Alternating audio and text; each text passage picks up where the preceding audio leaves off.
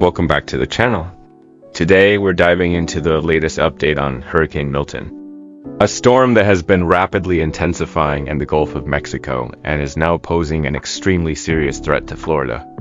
As we break down the latest information, we'll explore what this means for residents and the critical steps that need to be taken to stay safe.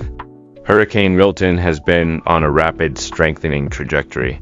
As of Monday, it became a Category 5 storm with wind speeds topping 180 miles per hour. But by Tuesday morning, the wind slightly dropped, bringing it down to a Category 4 with sustained winds of 150 miles per hour.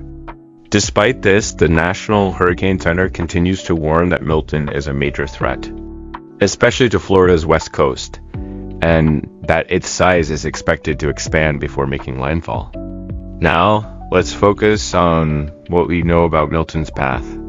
Currently, the storm is located about 520 miles southwest of Tampa, Florida, and moving east-northeast at 9 miles per hour. Based on current models, Milton is expected to make landfall on Florida's west coast late Wednesday night into Thursday morning, with Tampa and surrounding areas likely to be the hardest hit. While models are still being refined, officials are urging people to prepare for the worst. One of the biggest concerns with Milton is its size. Even as it weakens slightly, it is still classified as an extremely dangerous hurricane. And it's not just the wind that we need to worry about. The NHE has issued a storm surge warning for many areas along Florida's west coast, including Tampa Bay and Charlotte Harbor. This could lead to water levels rising 10 to 15 feet. Which is significant enough to cause widespread damage and flooding in coastal regions. Another major concern is the rainfall.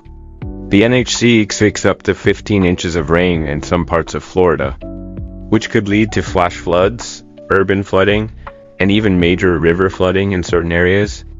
If you live in a flood-prone zone, now is the time to prepare. The combination of heavy rain, high winds, and storm surge will create a deadly mix that could wreak havoc on homes and infrastructure. As for the wind, sustained winds of 100 miles per hour are expected in parts of central Florida, which is already under flood watches and various tropical advisories. This is particularly concerning because winds of that strength can bring down trees, power lines, and even cause structural damage to buildings. One thing that's important to note is that Milton comes just days after Hurricane Helene made landfall in the Florida Big Bend region as a Category 4 storm. That storm left behind extensive damage, and many communities are still recovering from flooding and strong winds. For these areas, Milton could bring another wave of destruction. So, if you're in the path of either storm, it's essential to have a plan in place and be ready for potential evacuation orders. At this point, the NHC is advising people to heed all evacuation orders from local officials. In high-risk areas, especially those along the coast, residents need to be ready to leave at a moment's notice. Even if you're not under a mandatory evacuation order yet, it's a good idea to prepare your home and take necessary precautions like securing windows and doors, moving valuables to higher ground, and stocking up on emergency supplies. For those still unsure of where Milton might make landfall, keep an eye on the storm's track and stay tuned for updates from trusted sources like the National Hurricane Center and local authorities. Though the models are subject to change, current forecasts suggest the west coast of Florida, particularly the Tampa area, will experience the worst of the storm. Now let's talk about some practical advice for those who may be affected by Hurricane Milton. First, check your emergency kit. Make sure it includes essential items like water, non-perishable food, medications, flashlights, batteries, and a portable phone charger. You might also want to pack important documents, extra clothing, and a first aid kit.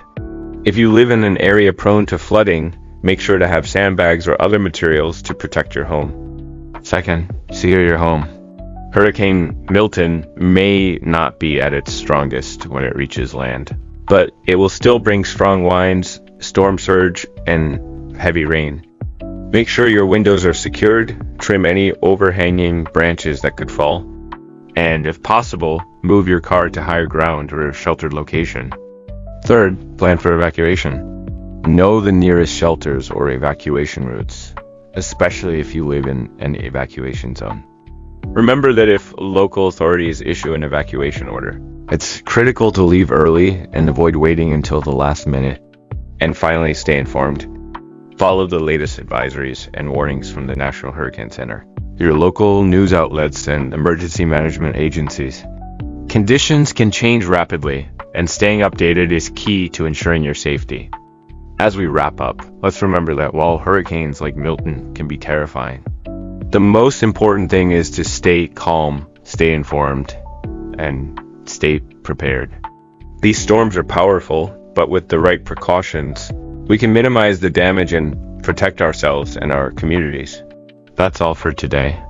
Stay safe out there, keep watching the weather closely, and take the necessary steps to ensure you're ready for Milton.